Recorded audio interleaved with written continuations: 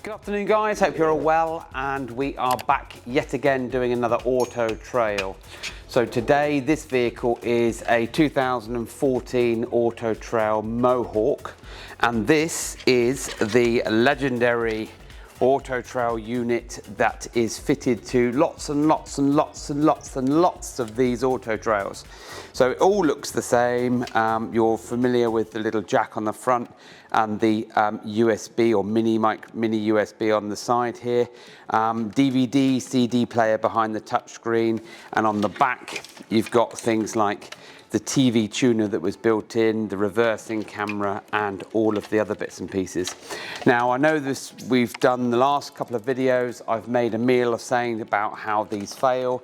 Well, they could be 5 years old, they could be 10 years old, they could be 15 years old. Either way, they're failing left, right and centre, and customers like yourself watching us have come to us because you know that we can provide a solution that's convenient and suitable for you. So what we're going to do is we're going to take out this unit nicely, neatly and carefully, make a little note of all the cables and everything else that's been fitted by the Auto-Trail dealer or whoever's fitted it, and we're going to then fit the unit out with the lovely Pioneer system.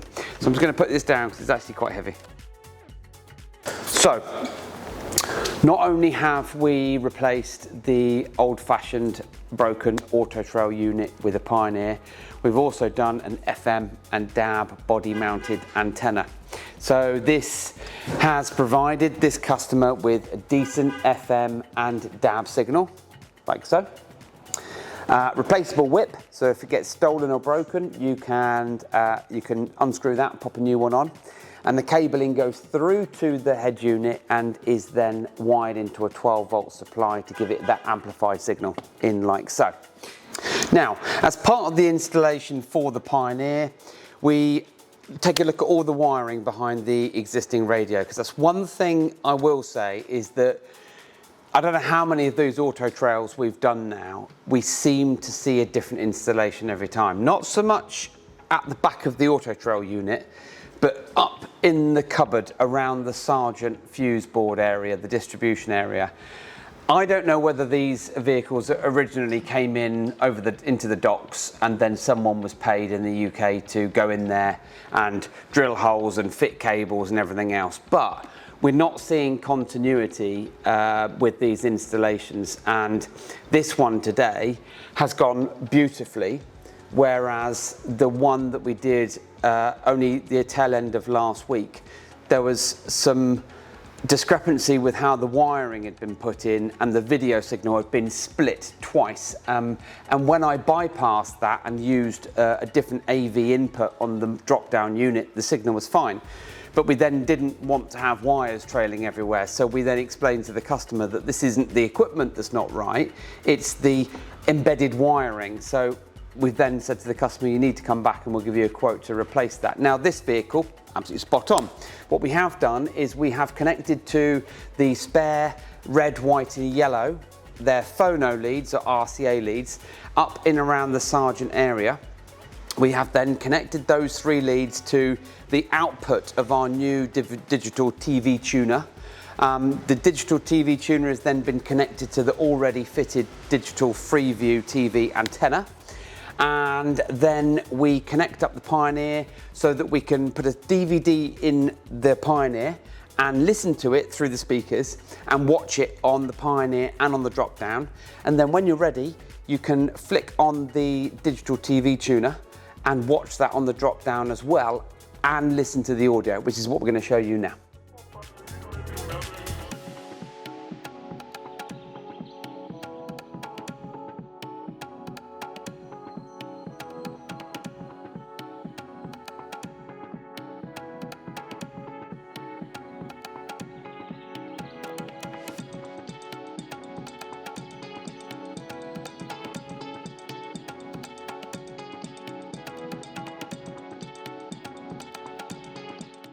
So the Pioneer you're looking at is one that the customer had picked spec-wise himself. So this is the AVH-3200DAB. Smaller screen, CD, DVD player, basic buttons on the left hand side. It has got Apple CarPlay, but it's wired. So if I press the button on here, it's one of the more basic models, but still functions more than adequately for what he needs and wants. So if I plug in my phone into our usual glove box mounted lead, and just wait for that to boot up. Okay, so Apple CarPlay is going to go in and load. We've then got Apple CarPlay as you would through wired, so there's no reason why Android Auto probably wouldn't be on there as well via the mirror link. So you can put your phone in the top cubby hole here and access all the mod cons that you would normally do through Apple CarPlay. But that's not the reason why we fitted this. I'm sure it would be a great feature for this customer, but it's not the reason why we fitted it. Of course, this unit has Bluetooth, so therefore the microphone has been fitted above the interior light. And also we have fitted the FM and DAB antenna to give much improved signal, because before there was no DAB reception and FM was passive in the wing mirror. There's no GPS installation with this head unit, so that just shows that it's quite basic. There's no speed pulse for us to pick up on, so therefore Apple CarPlay is going to work purely off the signal coming in on the phone. So what we're going to do is we're going to go back now and we're going to select disc. When you press disc, we've put one of our test DVDs in here, which is, I believe, Kung Fu Panda. Just wait for that to just turn the volume down to keep YouTube happy. Okay, so there's our film on, and looking up at the Sergeant panel in the usual place, the audio switch on the right hand side, little black switch there, is already switched to on. So if I wanted to, I could then drop down the the player here. This then is going to switch on and show the DVD. So if I then turn it up, so you're then getting the audio from the DVD through your screen here and also onto your drop down like so.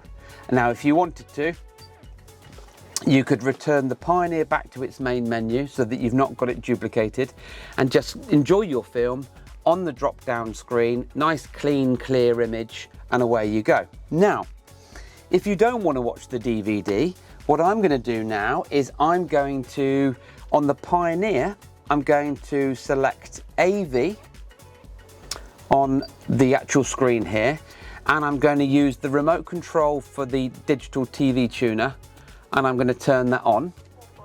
TV tuner comes on screen now, and with the ability of connected to the already existing aerial, obviously we are inside our unit at the moment, but I can turn this up.